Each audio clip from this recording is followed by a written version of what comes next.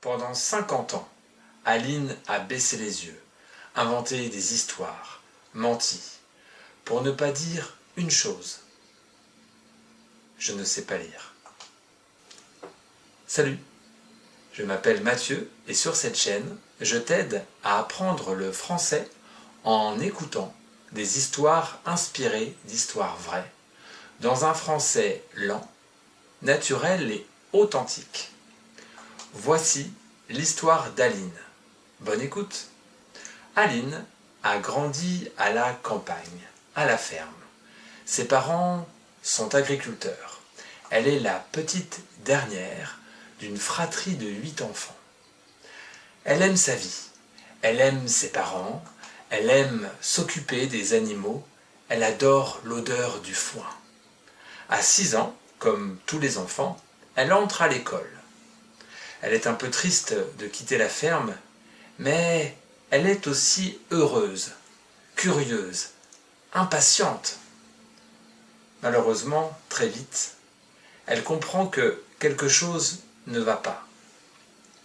Les mots se mélangent, les lettres se confondent, tout est flou. Elle ne comprend rien. Aujourd'hui, on parlerait de dyslexie, mais à l'époque, on ne mettait pas de mots là-dessus. On disait simplement « elle est paresseuse »,« elle ne fait pas assez d'efforts ». Et son instituteur est très dur avec elle. Il l'humilie, il la frappe, il lui tire les cheveux, il la fait même asseoir à genoux sur une règle en fer. L'école, pour Aline, devient un cauchemar, un endroit dont il faut s'échapper. Alors, à 16 ans, elle quitte l'école, elle part travailler à l'usine. Pour elle, c'est un soulagement. Les tâches sont répétitives, claires, concrètes. La secrétaire s'occupe des papiers. Aline peut continuer ainsi à cacher son illettrisme. Elle sait recopier des mots, elle ne les comprend pas, mais elle peut quand même les recopier. Et ça suffit. À 30 ans, Aline change de travail. Elle entre dans un hôpital. Elle pense que ce sera simple. Bon, du ménage, des tâches pratiques. Elle pense qu'elle ne sera pas confrontée à la lecture. Mais la vie en décide autrement. On lui demande de gérer les listes des menus, des feuilles, des noms de plats, des mots.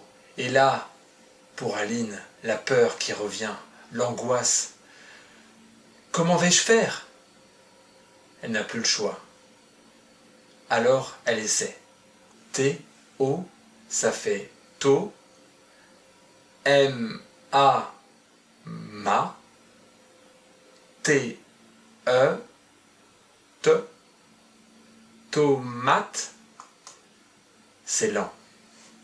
C'est très lent. C'est laborieux. Elle prend les listes chez elle. Le soir, en cachette, elle s'entraîne. Elle essaie d'apprendre à écrire, sans que ses enfants le sachent, parce que la honte est toujours là.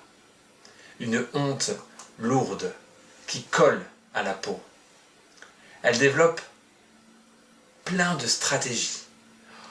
Désolé, j'ai oublié mes lunettes. Oh, vous savez, mon écriture est catastrophique. J'ai vraiment une écriture de cochon. Toujours détourner le regard, toujours éviter la vérité. Mais à 50 ans, elle craque. Elle n'en peut plus. Elle demande à son patron une remise à niveau.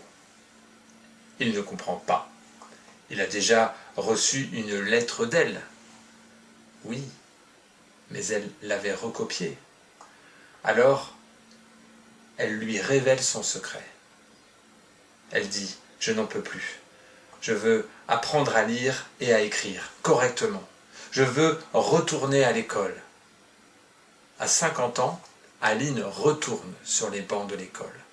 Elle apprend la grammaire, la syntaxe, le sens des phrases. Elle déchiffre, elle recommence, elle ose. Une nouvelle vie commence. Aline se transforme. Elle s'ouvre, elle s'épanouit, elle revit.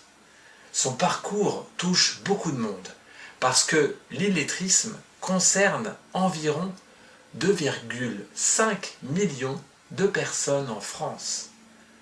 Alors, Aline accepte de témoigner, de parler. Et un jour, elle va encore plus loin. Elle écrit un livre. Elle, qui pendant 50 ans a vécu dans le silence, aujourd'hui, elle met des mots sur son histoire. Et parfois, le plus grand courage, ce n'est pas de réussir jeune, c'est d'oser recommencer quand tout le monde pense que c'est trop tard. Merci beaucoup de m'avoir écouté. À bientôt pour une nouvelle histoire.